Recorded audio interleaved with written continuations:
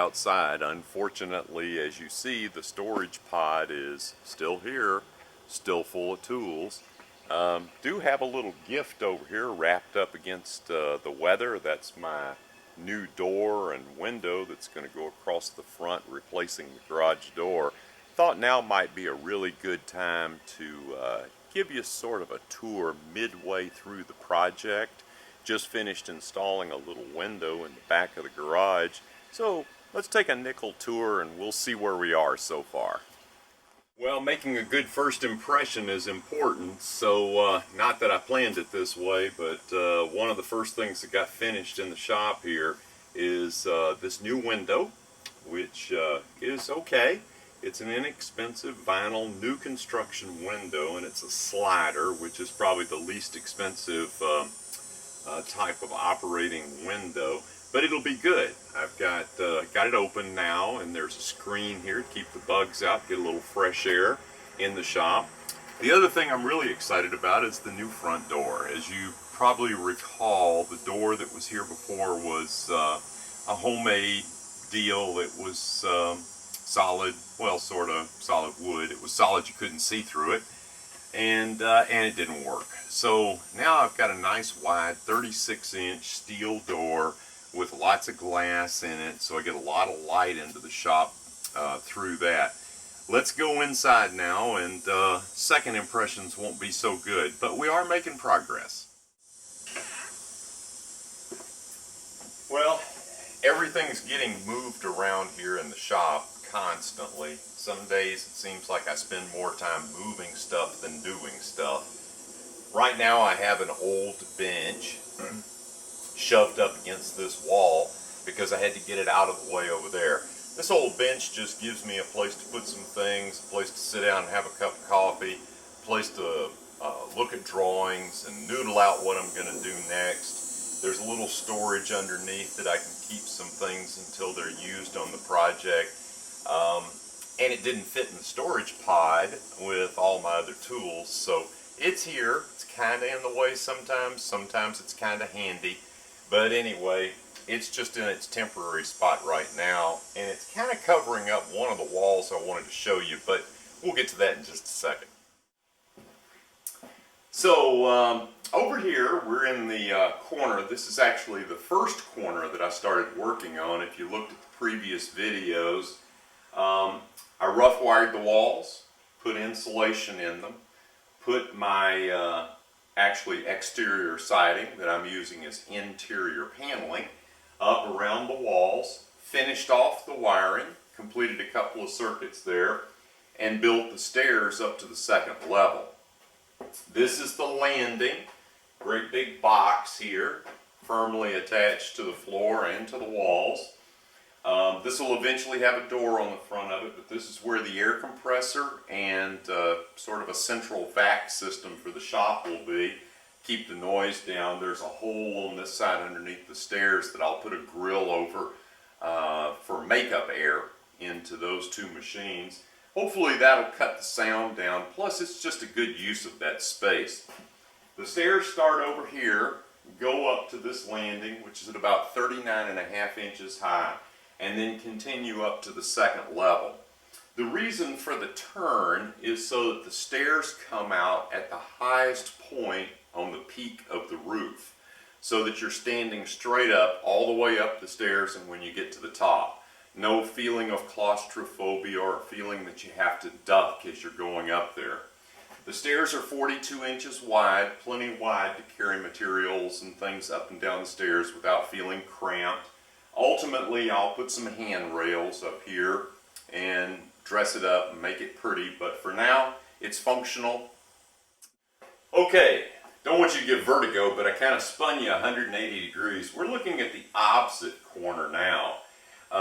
This is the big next part of the project. The garage door is going to go, and this is going to get walled in with a door and a window, and ultimately right out in here in the middle will be where my workbench is located.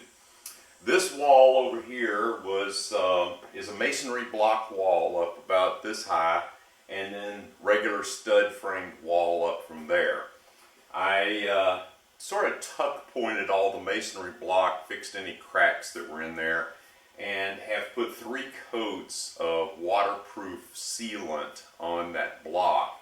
I only had water in one area, and it was up in the other corner up here, and it was coming through above the foundation, through the wall and onto the floor, and it was caused by a drainage problem outside.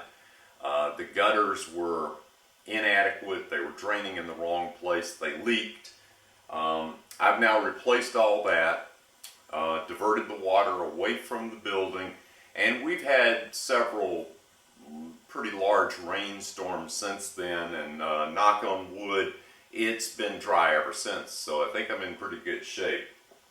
This wall, the rough wiring is in, the insulation is now in, and the next step is to go ahead and put the siding or paneling up on there and finish up the electrical. But I'm kind of holding off on that because I want to get this front of the building done so bad. I want to show you one other little area back here, and then we'll take an overall view, and then we'll head upstairs. Well, the dubious honor in the down-to-earth woodworking shop now of being finished means that you get all the junk piled against you.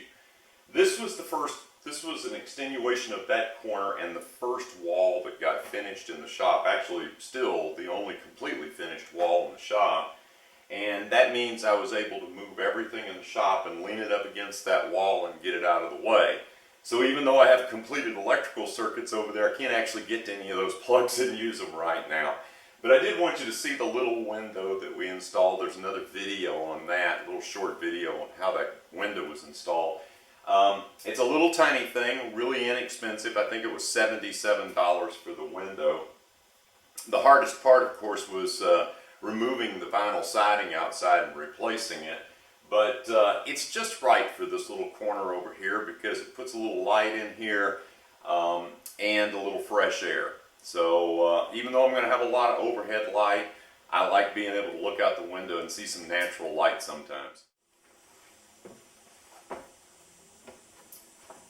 I'm a little embarrassed sometimes about how messy things can become on a job site like this, but I try my best to keep it as neat as possible. It's still, you know, a broom on the landing and tools on each step. They sure make convenient places to put things. Once the shop is finished, I'll have to remember that's not where the tools go. Let's go on up the stairs and we'll take a look around.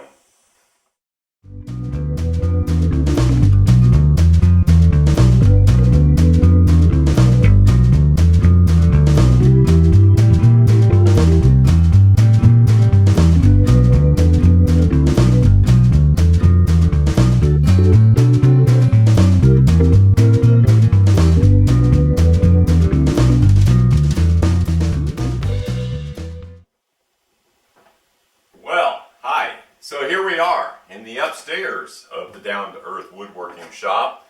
It's kind of hard to get a feel for the size of this space, but as you can see, I'm standing off center and standing perfectly upright. It's really sweet to have this high peaked roof so that I could brace this, put some subfloor material down, and then have some storage up here. My plan is to put about an 8-foot long by maybe 2-foot wide bench in here, maybe some drawers or cabinet storage beneath, and this will be my sharpening center. Put a lot of light above it. It'll be a great place, and that's going to save a lot of room because in my previous shop my sharpening center was in the shop, and that's just space I could have used for other machinery or for projects that I was working on. The perimeter around here where the peak starts to come down and it starts to get into ducking zone, that'll be storage, light things that I can get out of the shop to make some additional space. Right now it's sort of full of junk. I'm not even sure all of this belongs in the shop. Some of it may belong in the house, but for now it's up here. I'll probably move a few more things up here to get them out of the way before I start the big project of walling in the front of the garage. What I did was I ran a couple of circuits up here. I put electrical outlets across the peak up here, and I just installed some fluorescent lights from my previous shop and plugged them in. I still need to take these cords and kind of wind them up and hang them up here so I don't hurt myself walking past them. But I'll do that one of these lazy days when I don't have much time in the shop. I've got windows on both ends. This one down here is a homemade deal. It's pretty rough, and I've kind of got it nailed shut right now because it doesn't latch. The glass is cracked, the frame on the outside is rotted out, and bugs were coming in. So even though it's a little hot up here right now, I'd rather just leave that permanently closed until I can afford to replace that window. Interestingly, the window on this end is a vinyl new construction style slider, exactly like what I installed downstairs. It's in fine shape, so I'm going to leave that one. This is a long ways from finished. I'm talking to Owens Corning right now about how best to insulate this and to close this off between the rafters, keep in my heat in the wintertime. I'll get started on that project whenever the front is finished. I've got a couple more strips of decking to put down over here. I have it, but it's outside underneath a whole lot of other materials, so I'll do that when I get to it. And then, of course, I'll need to sheathe the two end gable walls and insulate them and get them closed off, all in good time. But I just thought I'd show you this and let you see how it's coming along. Now, one change from my original plan: when I first looked at this garage, I had decided I was going to build a small building behind the garage and put my dust collection in it with a connecting door. I've subsequently decided, because of all the space up here, that I'm going to put the dust collection down in this end of the second level. So I braced underneath that extra, and I ran a 220 volt circuit. Now I just have to select which dust collection system I'm going to purchase. Hence the reason I don't have enough money to replace that window right now. But as soon as I get that ordered, we'll get that installed, and that'll be fun too. Anyway, looking forward to getting this finished and getting my tools out of that storage pod out there. At least getting it finished far enough along to do that. So stay tuned, we'll have some more videos on this project, and then maybe soon I'll be able to give you sort of a completed shop tour. In the meantime, thanks again for watching, and we'll look forward to seeing you next time.